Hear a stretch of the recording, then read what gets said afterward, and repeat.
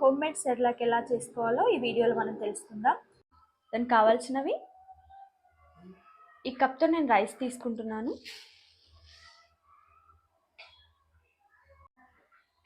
Table spoon కందిపప్పు, మినపప్పు ఒక టేబుల్ స్పూన్, మినపగుళ్ళు కూడా తీసుకోవచ్చు. పెసరపప్పు ఒక టేబుల్ స్పూన్ పల్లీలు, 7 నుంచి 8 వరకు బాదాంలు తీసుకుంటున్నాను. వీటన్నింటినీ ఒక మిక్సింగ్ బౌల్లోకి తీసుకుందాం. వీటన్నింటినీ వాష్ చేసి ఆరబెట్టుకోవాలి. వాష్ చేసుకున్నాక ఒక టవల్ పైన కానీ ఒక క్లాత్ పైన కానీ ఆరబెట్టుకోవచ్చు. చూడండి, ఆరాక ఇలా అవుతాయి. జస్ట్ 5 to 10 మినిట్స్లో ఆరిపోతాయి. తర్వాత అడుగు మందంగా ఉన్న గిన్నె పెట్టుకోండి. దీంట్లోకి నేను జీలకర్ర, వాము యాడ్ చేస్తున్నాను. వాష్ చేసేటప్పుడు అది ఫ్లేవర్ పోతుందని చెప్పేసి వేయలేదు. సో ఇది ఒక 5 to 10 మినిట్స్ వరకు వేయింపుకోవాలి సిమ్లో పెట్టుకొని.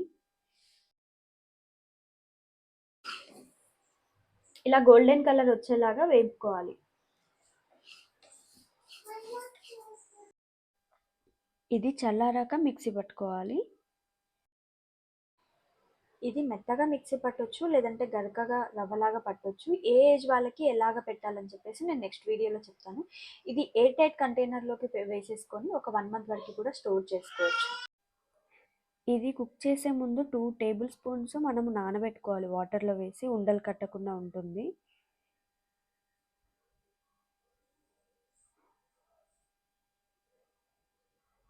సో ఇలా చేసినట్లయితే ఉండలు కట్టకుండా ఉంటుందని చెప్పేసి నానబెట్టుకుంటాము.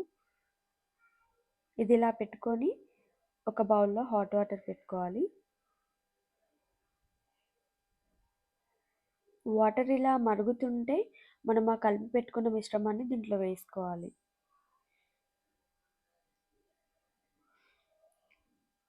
కలుపుతూ ఉండాలి. ఒక 2 to 5 మినిట్స్లో రెడీ అయిపోతుంది. బట్ కలపకుంటే కింద అడుగంటిపోతుంది. సో కలుపుతూ ఉండాలి. దీంట్లోకి నచ్చిన వాళ్ళు ఉప్పు వేసుకోవచ్చు, లేదంటే చిన్న బెల్లం ముక్క వేసుకున్నా సరిపోతుంది. దీంట్లో నెయ్యి కూడా యాడ్ చేసుకోవచ్చు అండి తినిపించే ముందు.